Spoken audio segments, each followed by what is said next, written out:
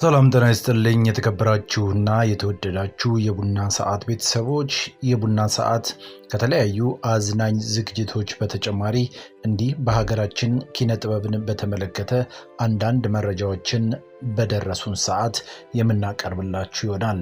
ቤተሰቦቻችን በቡና ሰዓታችን በዛሬው መረጃችን ከሰሞኑ መነጋገሪያ የሆነው የአንዷለም ጎሳ ባለቤት የሆነችው ስለ ቀነኒ አዱኛ ህልፈትን በተመለከተ መረጃ ወደ እናንተ ልናደርስላችሁ ነው።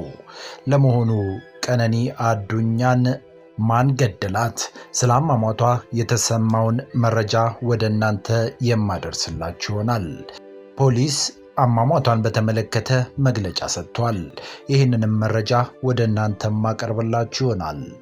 የቡና ሰዓታችን ላይ ትገኛላችሁ።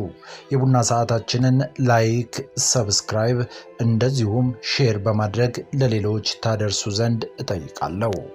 እንደዚሁም እናንተም የኖቲፊኬሽን ወይም ደግሞ የደወል ምልክቷን ተጭናችሁ ቤተሰብ በመሆን መረጃዎቻችን ቶሎ ቶሎ እንዲደርሷችሁ ይሆናሉ።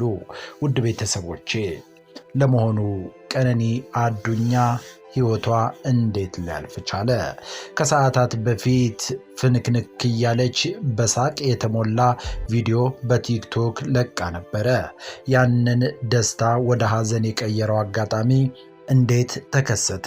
ቀነኒ አዱኛ በኢንጂነሪንግ ዲግሪ ከአርባ ምንጭ ዩኒቨርሲቲ የተመረቀች ወጣት ነች። እንደዚሁም ቀነኒ በሞዴሊንግ፣ በማስታወቂያ ስራዎች በማህበራዊ ሚዲያ ዝናን አትርፋለች።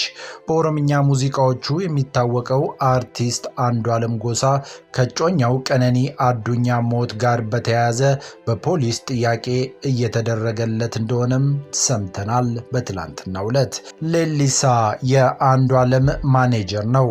ንጋት 11 ሰዓት ስልክ ተደውሎ ቀነኒ ጉዳት እንደደረሰባትና ሆስፒታል እንደገባች እንደተነገረው ገልጾ ለቢቢሲ አፋን ኦሮሞ ተናግሯል። እስካሁን ባለው መረጃ መሰረት ከአምስተኛ ፎቅ ወድቃ ነው የሞተችው ሲልም አብራርቷል።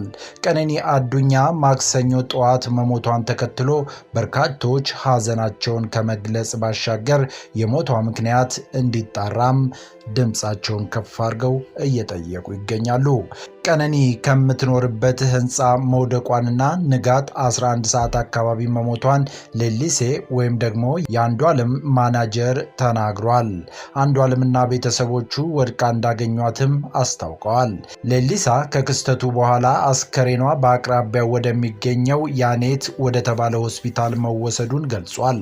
እስከ ምሽት ድረስ ከቆየ በኋላም ፖሊስ መጥቶ አስከሬኑን ለምርመራ ወደ ሚኒሊክ ሆስፒታል ወስዶታል ሲል ተናግሯል። ቀጥሎ ሱሉልታ ወደሚገኘው ቤተሰቦቿ ተወስዷል። የቀብር ስነ ስርዓቷም በአዲስ አበባ ይፈጸማል ሲልም አብራርቷል። የአርቲስት አንዷለም ማኔጀር ሌሊሳ እንድሪስ የሟች የቀብር ስነ ስርዓት ረቡዕ እንደሚከናወን ለአፋን ኦሮሞ ለቢቢሲ ተናግሯል። ማኔጀሩ ሌሊሳ አክሎም መኖሪያ ቤቱ አዲስ አበባ አራብሳ ሰንሻይን ተብሎ የሚታወቀው አካባቢ መሆኑን ጠቅሶ ጥንዶቹ በስፍራው ከ1 ዓመት በላይ መኖራቸውን ተናግሯል። ማኔጀሩ በማህበራዊ ሚዲያ የሚሰራጩ የተለያዩ መረጃዎች የተሳሳቱ ናቸው በማለት ወቅሶ ጉዳዩ እስኪጣራ ድረስ ሰዎች በትዕግስት እንዲጠብቁም ጠይቋል።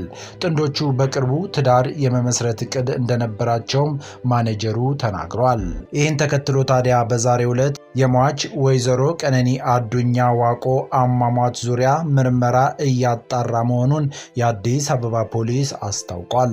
በለሚኩራ ክፍለ ከተማ ወረዳ 3 ልዩ ቦታው ሰንሻይን ቤቶች ፊት ለፊት ከሚገኘው ውዳሴ ህንፃ ላይ ነዋሪ የነበረችው ሟች ወይዘሮ ቀነኒ አዱኛ ዋቆ መጋቢት 1 ቀን 2017 ዓ.ም ከሌሊቱ 10 ሰዓት አካባቢ ከቤቷ የማብሰያ ክፍል በኩል ካለው በረንዳ 5ኛ ፎቅ ላይ ለጊዜው ምክንያቱ ባልታወቀ ሁኔታ ወድቃ ለሕክምና እርዳታ ወደ ያኔት ሆስፒታል እየተወሰደች ባለበት ወቅት ህይወቷ ማለፉን ፖሊስ አስታውቋል።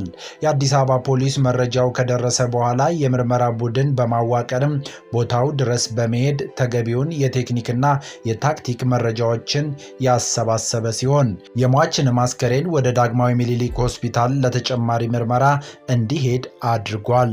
ሟች ወይዘሮ ቀነኒ አዱኛ በወቅቱ ከበረንዳ ላይ በወደቀችበት ሰዓት ፖሊስ በቤት ውስጥ የነበረው ባለቤቷ ድምፃዊ አንዱዓለም ጎሳን በቁጥጥር ስር በማዋል ምርመራ እያጣራ ሲሆን በቀጣይ የመጨረሻውን የምርመራ ውጤትም ለሕዝብ ይፋ እንደሚያደርግ እያስታወቀ በተለያዩ ማህበራዊ ድረገጾች ላይ ከፖሊስ የወንጀል ምርመራ ውጤት በፊት የሚናፈሱ መረጃዎች ተገቢነት የሌላቸው ከመሆኑም ባሻገር በምርመራ ሂደቱ ላይ የሚያሳድሩት አሉታዊ ተጽዕኖ በመገንዘብ የተሳሳተ መረጃ የሚያስተላልፉና የሚያሰራጩ ግለሰቦች ከድርጊታቸው ቢቆጠቡ መልካም ነው ሲል ፖሊስ አሳስቧል።